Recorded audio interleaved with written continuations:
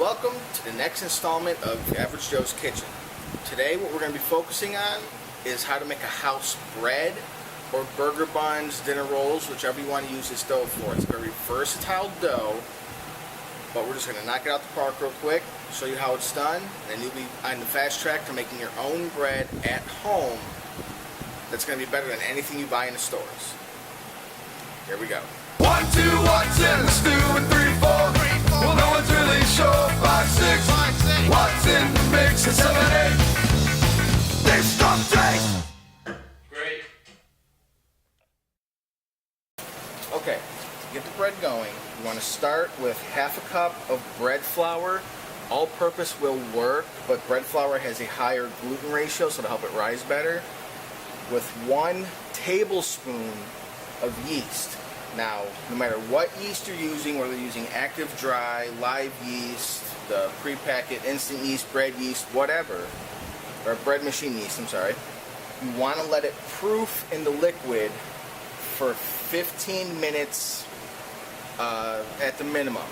20 to 25 if you just want to give that little bit extra, but at least 15 minutes. Now what you want to add to that is, now most recipes will call for water at 120 degrees Fahrenheit.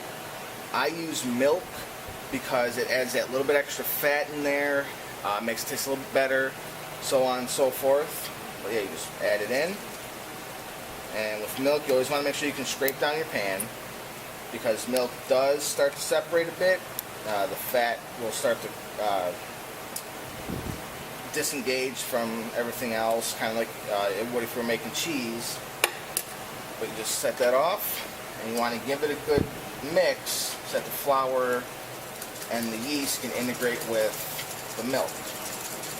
So we're going to go ahead, mix that up, get a nice little mix going, and you want it to look almost like this. If yours doesn't look exactly like that, don't worry about it. It's not that big a deal. But now you want to let that sit, like I said, for a minimum of 15 minutes. So when we come back, we'll show you what that looks like, and we'll put the rest of this dough together. You're going to notice it's going to smell like Cheerios or Kix. That's normal. That's what it's supposed to smell like. So if you're a little hungry, go ahead and have yourself a bowl of cereal. Not going to affect me none. Be right back. Alright, as you can see, the yeast has proofed, as they call it. You might even be able to see the bubbles bursting as I turn the bowl to show you. But you also see how it's nice and foamy.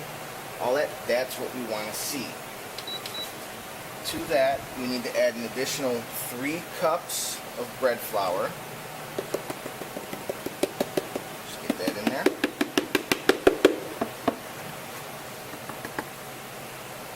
So 3 cups of bread flour, an egg, just crack it on in,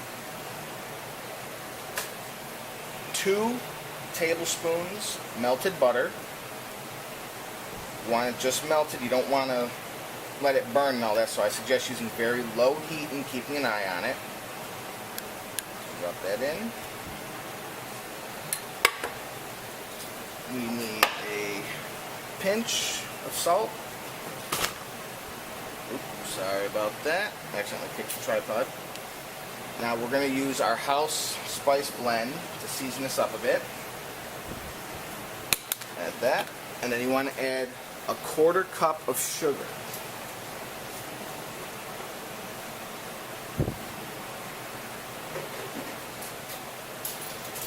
Bam, 1/4 cup of sugar. Now, you want to take this over to your stand mixer with the dough hook on it. We'll show you that in a second. But if you don't have a stand mixer or a hand mixer that has the dough hook attachments, you're going to have to get in there and do it with your hands.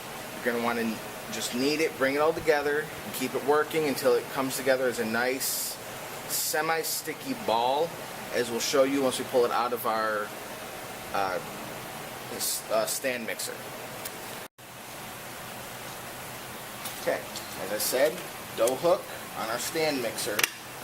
Put it on the lowest setting and let it go and take about 5 to 8 minutes but when it comes together, you'll know it's done because it'll stick to your hook without pulling off anymore.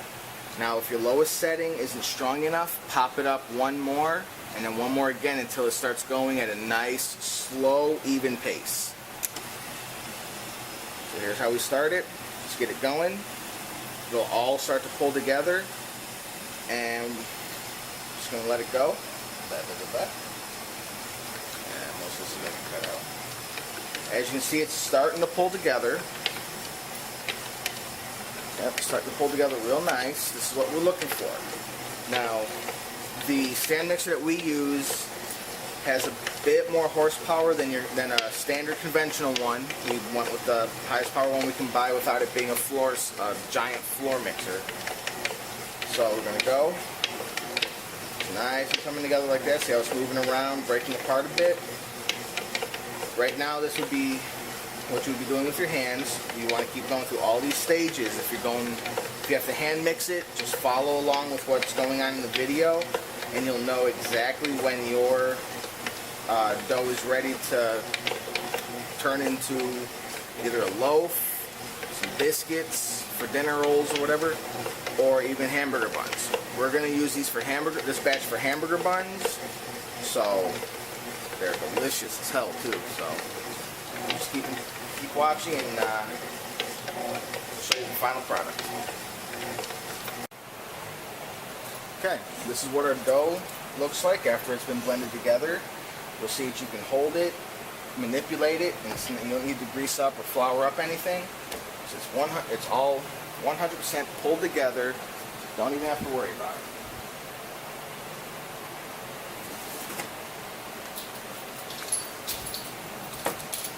I'm using regular old vegetable oil to grease our pan.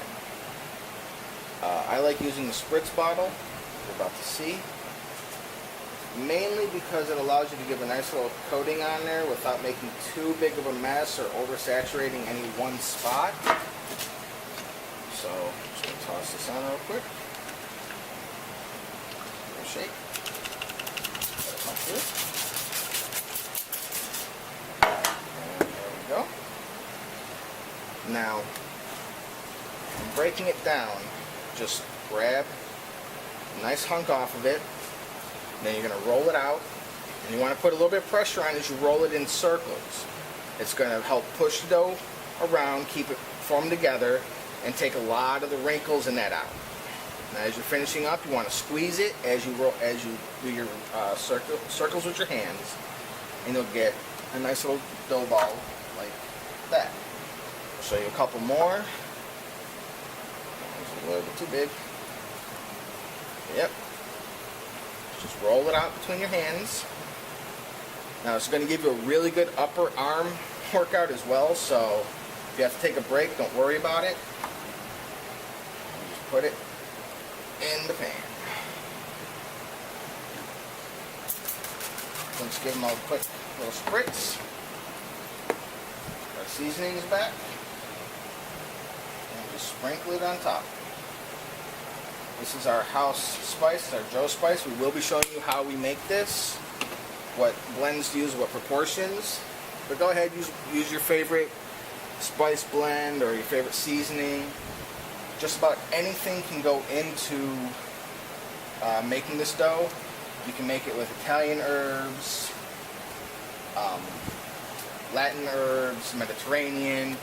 Go wild, experiment with it. And what you want to do once that's done is you want to wrap it so that it can rise and rest and all the other fun stuff, because that's where all your flavor and that's going to come out of. Just take it, put it just over the top. You want to try and make it as airtight as possible. If you have an airtight lid you can put on your cake pan, by all means, that's probably your best course. I don't have that yet, but use what works for you. Plastic wrap is a pain, I know. You know it, I know it, we all hate using it. But once you have it on there, let it sit off to the side for a minimum of an hour. Again, I recommend 2 hours rest. We'll come back and show you what they look like right before we bake them. Okay, so our dough has been resting for 2 hours. And you'll see that it has risen significantly. Nice and soft.